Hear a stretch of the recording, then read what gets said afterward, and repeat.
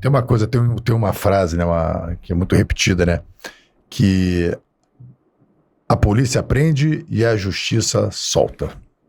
Só que a gente vai, a polícia prende e a justiça solta. Isso a gente ouve, a senhora já deve ter escutado diversas vezes. De ontem pra hoje eu tô e só aí, que eu ouço. Aí eu vi a senhora falando uma vez sobre os princípios da verdade real e a verdade processual.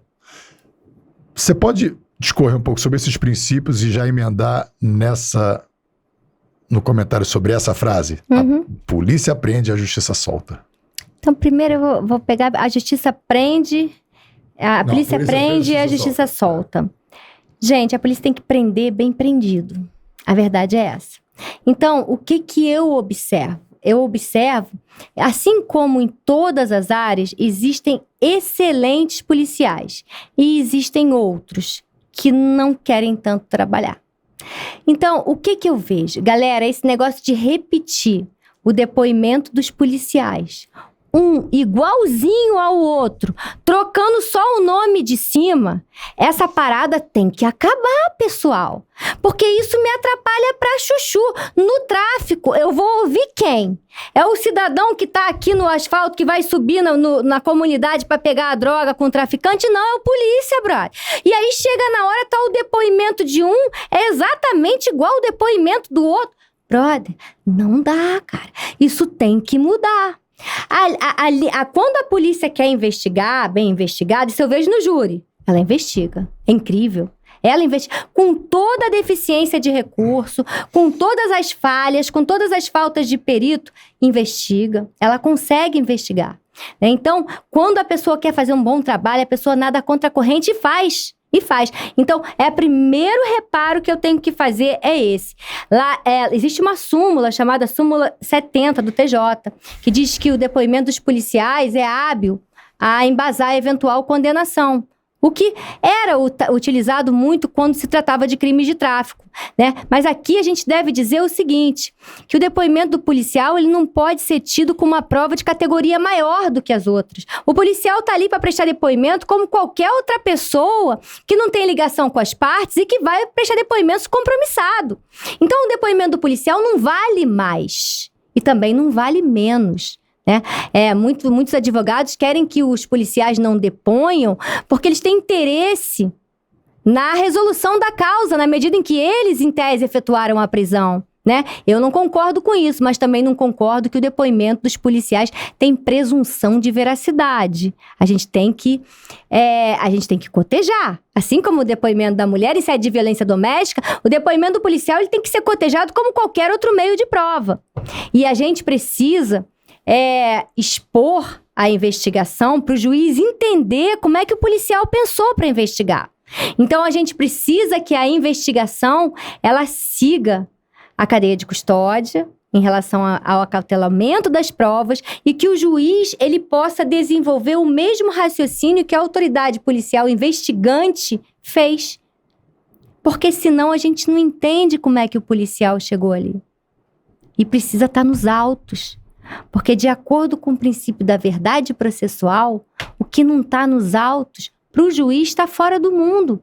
Eu preciso daquelas provas nos autos e eu preciso, assim como, quando eu vou fixar uma pena, eu tenho que colocar todos os critérios pelos quais, fundamentadamente, eu cheguei naquela pena. Para quê? Para facilitar o controle dos órgãos de segunda instância acerca da pena que eu apliquei.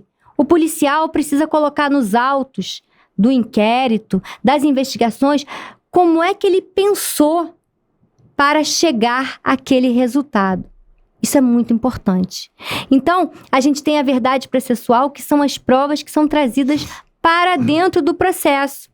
A verdade real é você buscar, buscar o que realmente aconteceu dentro dos fatos. E o juiz já perdeu essa característica diante da conformação do nosso sistema acusatório atual. No nosso sistema acusatório atual, a atividade probatória ela é inerente às partes. São as partes que trazem as provas para o processo. O juiz, então, ele é um mero espectador? Não. A meu ver, no meu entendimento, o juiz não é um mero espectador. Surgiram dúvidas? Não está bem claro? O juiz deve perguntar.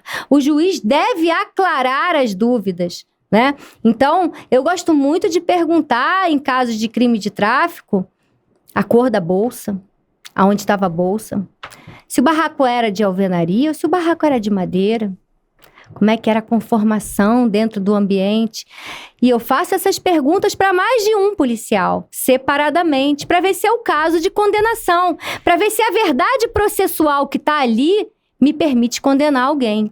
Então, isso que eu estou falando acerca da verdade processual e da verdade real é o que a lei manda. E eu só posso fazer aquilo que a lei manda, não aquilo que eu gostaria e que eu quero.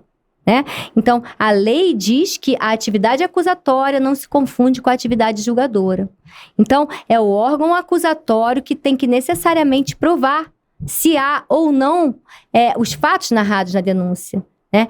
A prova negativa, chamada de prova diabólica, não cabe à defesa fazer, mas cabe à acusação provar os fatos que alega. E isso está na lei. Né? Então, a nossa conformação de sistema acusatório também está na lei. Eu sou obrigada a respeitá-la. Então, por isso que nós temos a verdade processual. Ela não está em oposição à verdade real, mas ela, atualmente, ela supera o princípio da verdade real, o princípio da verdade processual. É isso. E, obrigado, doutora. E também, assim, a questão da verdade real agora está passando o outro princípio, que é a verdade da rede social, que acaba se tornando adotado por muitos como a verdade real.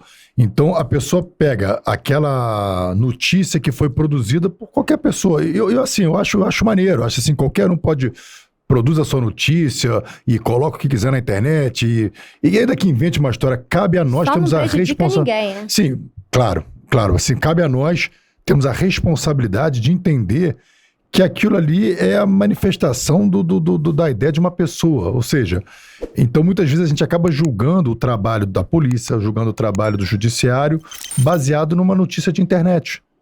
E a gente não sabe, ou seja, eu sempre falo, quando as pessoas perguntam, Rafa, mas o que você acha disso? Eu falo, cara, eu não tive acesso aos autos. Então, eu me sinto incapaz de opinar sobre isso. Se a notícia é o que o cara está dizendo, realmente é um absurdo, mas acredito que nem o cara que deu a notícia teve acesso. Tem que encarar as coisas com muita cautela. Como a gente disse no início, hoje em dia tem muita gente especialista em tudo. Muita gente palpiteiro, né? Há muita gente querendo falar daquilo que não conhece, daquilo que não entende. Né? Então, a gente tem que ter muito cuidado ao reproduzir isso e ao acreditar nisso.